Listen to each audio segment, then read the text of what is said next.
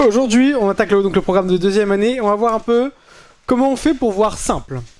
Alors l'idée ici, c'est que depuis le début de l'année, on a regardé aussi au niveau d'un œil comment ça fonctionnait, au niveau de l'accommodation, au niveau de la taille d'image rétinienne, etc. On a vu, l'idée c'était comment fait-on pour voir net. En gros, c'était ça. Aujourd'hui, c'est comment fait-on pour ne pas voir double, donc pour voir simple. On a deux yeux, donc forcément on a ce qu'on appelle deux images, et si on a deux images, on devrait voir tous les objets en double.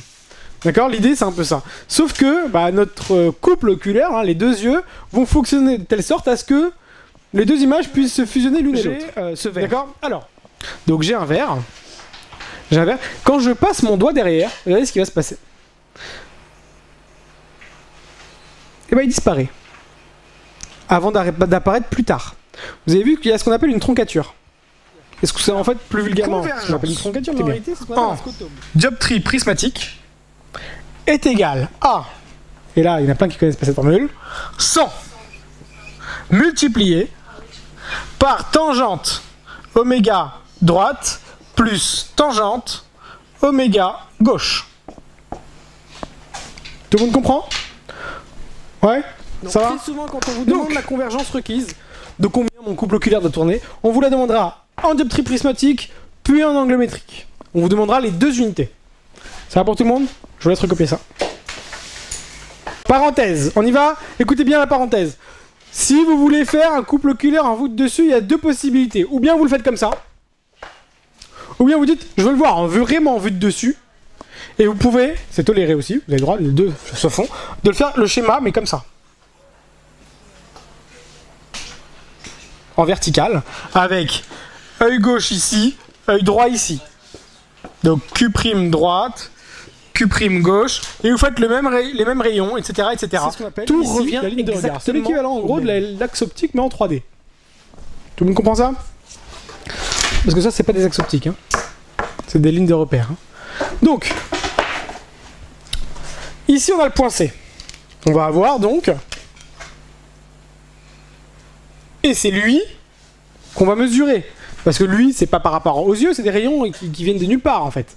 D'accord? Ce qu'on va mesurer, c'est la rotation des yeux. Donc, le point de convergence entre les deux lignes de regard. Donc ici, ça va être oméga. Et si on coupe en deux, hein, ici ce sera oméga. Alors, ici c'est oméga droite et ici c'est oméga gauche. Mais comme ici maintenant je m'appuie sur Q', c'est oméga prime droite et ici oméga prime gauche. Tout le monde comprend? Ouais, ça va pour tout le monde pour l'instant? Ok. Alors, commencez déjà par prendre le schéma. En angle métrique. Vous dites que quoi? Que la convergence en angle métrique est égale à quoi? À 12,93. Vérifiez quand même 12,93, hein, mais je pense que ça doit être ça. 12,93 divisé par l'écart entre les deux, c'est 6 cm.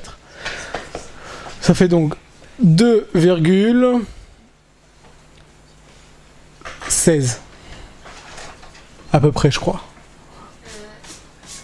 Non, 15. 30, 15, après 52, ouais. 0,15 angle métrique. Hop. Qui n'a rien compris? Personne, c'est bien. On va redire à deux chiffres après la virgule, donc comme c'est 12,903, excuse-moi j'ai fait des calculs de tête mais j'étais un peu idiot. Ça fait 12,9, merci. 12,9, donc ici 12,9. Et là, je pense que là par contre ça doit être bon, 2,15. D'accord? Donc je vous laisse recopier tout ça et changer la valeur que j'avais mis. Convergence. La convergence d'un hypermétrope doit être plus importante, doit faire plus d'efforts qu'un hémétrope, qui doit faire plus d'efforts qu'un myope. En gros, le myope c'est le plus gros flemmard. Premièrement, il doit accommoder moins. On avait vu en début d'année, il y a moins d'efforts à faire en termes d'accommodation, et en plus il a moins d'efforts à faire en convergence. D'accord? Donc de ce côté-là, il a moins d'efforts à faire. Alors que l'hypermétrope, dans les deux cas, lui il a plus d'efforts à faire en termes d'accommodation et aussi en termes de convergence. Pour avoir un ordre de grandeur dans votre tête, une ordre d'idée. L'idée, pour savoir à peu près si vous êtes proche de la vérité ou pas du tout. Vous êtes complètement à côté de la plaque. Quelqu'un qui m'a trouvé tout à l'heure 97 dioptries, c'est n'importe quoi. Donc, pour avoir une ordre d'idée, vous prenez la proximité de l'objet. Prenons en vérité 40 cm. En règle générale, c'est à peu près ça. 40 cm, c'est une proximité de 2,50. On est tous d'accord sur ça? 1 sur 0,4, ça fait 2,50. Vous prenez cette distance-là, cette proximité-là, vous la multipliez par 6. Ça donne 15. Donc ça veut dire qu'en règle générale, quand vous convergez à 40 cm, vous êtes aux alentours de 15. Si vous êtes myope, ce sera un peu moins. Si vous êtes hypermétrope, ce sera un peu plus. Pour 33 cm, c'est à peu près 3 dioptries, vous multipliez par 6, ça vous donne 18. Vous serez aux alentours de 18. Là, on est à combien? 17,63. D'accord? Alors, ce qu'il faut savoir, c'est que quand il y a négatif et positif, quand c'est les mêmes valeurs mais de signes différents, il y a de grandes chances que ce soit très très proche de ça. D'accord? Parce que les deux s'annulent un petit peu. Je converge trop pour l'œil droit, mais je converge pas assez pour l'œil gauche, ce qui fait que ça se compense un petit peu dans l'idée. Et donc en gros, vous prenez la proximité, vous la multipliez par 6 et ça vous donnera à peu près l'ordre de grandeur en dioptrie prismatique. D'accord? Ça va pour tout le monde? C'est quoi qu'on multiplie la proximité de l'objet. C'est-à-dire que si vous le mettez, je sais pas moi, à 50 cm, 50 cm c'est à peu près une dioptrie de 2, c'est 2 dioptries, vous multipliez par 6, ça fait aux alentours de 12. 6 parce que c'est l'écart pupillaire en règle générale, il est proche de 6. Là-bas, c'est par rapport à l'écart. C'est pas l'écart pupillaire, mais c'est la distance entre Q' droit et Q' gauche, ouais.